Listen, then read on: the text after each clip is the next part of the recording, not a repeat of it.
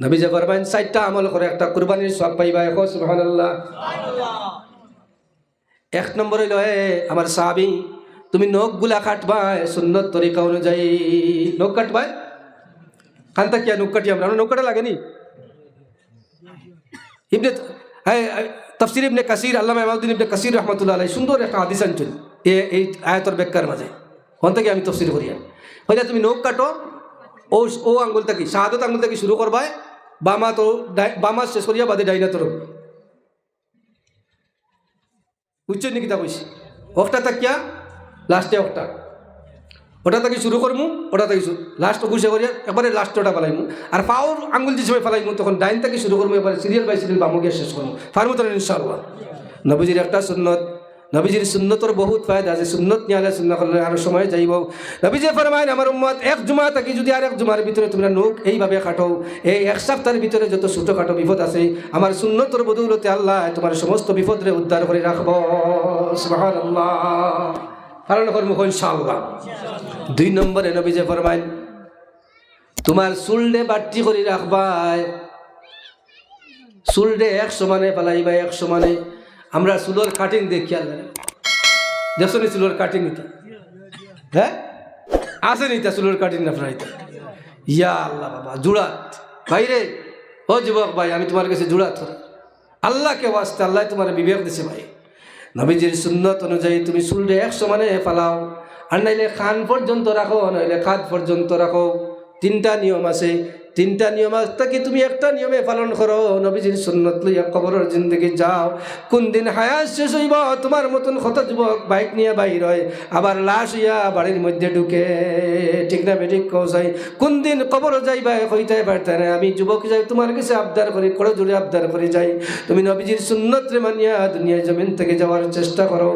এক সমানে চুল কাটো, আর যদি চুল রাখার খেয়াল থাকে কান পর্যন্ত রাখো, আর যদি তোরা লম্বা করার থাকে কাঁধ পর্যন্ত কাটটা চুল রাখো। এই 3 তরিকার মধ্যে একটা তরিকায় সুন্নত তরিকায় তুমি চুল রাখিয়া দুনিয়ায় জমিন থেকে যাও, হয়তো আল্লাহ নবীজির সুন্নতের বদৌলতে আল্লাহ তোমার জান্নাত দিয়া দিতে পারে।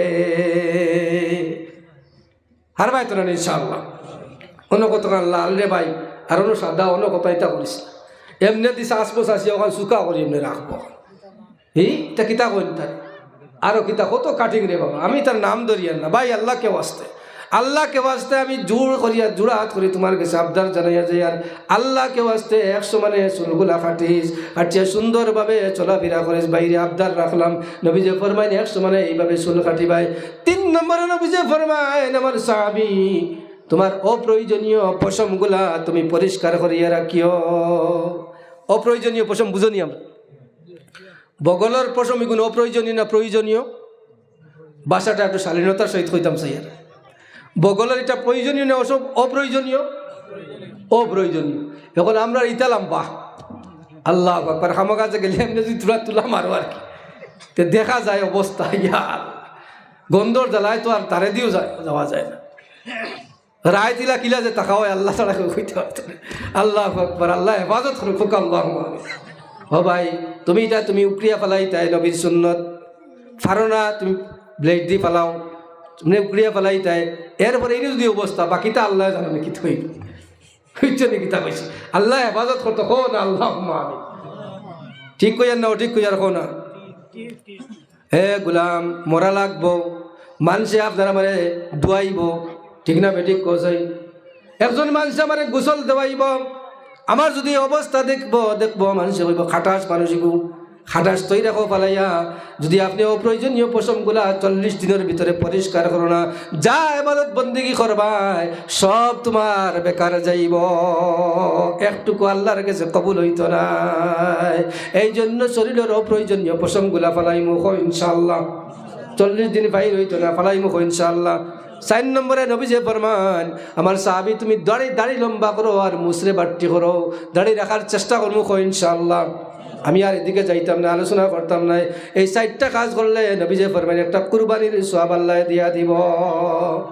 এখন শেষ পর্যায়ে আইলাম, হাসরের মাঠে উঠবো, উঠার বাদে আল্লাহ রব্বুল আলামিন কইব গুলাম গন্দার বান্দি গুনাহ কেনে করছত খ বলে আল্লাহ আমি তো গুনাহ করছি না মিশা মাতবো আল্লাহর দরবারও আল্লাহ দুনিয়ায় তো মিশা মাতে আসরের মাঠও গিয়ে আল্লাহর সাথে মিশা মাতিব আল্লাহ আমি গুনাহ করছি না আল্লাহ রব্বুল আলামিন তিনটা প্রমাণ দেওয়া কইবা গুলাম বান্দার বান্দি তুই গুনাহ করছ কয়টা প্রমাণ এক নম্বর হইল আল ইয়াউমা নাখতিমু আলা আফওয়াহিহিম ওয়া তুকাল্লিমুনা আইদিহিম ওয়া তাশহাদু আরজুলুহুম বিমা কানু ইয়াকসিবুন আল্লাহ মুখে মোহর মারাইব আতে কথা হইব পাওয়ে সাক্ষী দিব কিরামান কাতিবিনা ইয়ালামুনা মা তাফআলুন ডাইন খান তো বাম খান তো ফেরেশতা আছেন নি একজন নাকি লেখরানি নাকি লিখতে আছেন বদি লিখতে আছেন তিন নম্বর প্রমাণ ইযা জুলজিলাতিল আরদু জিলজালাহা ওয়া আখরাজাতিল আরদু আসকালাহা ওয়া ক্বালাল ইনসানু মা লাহা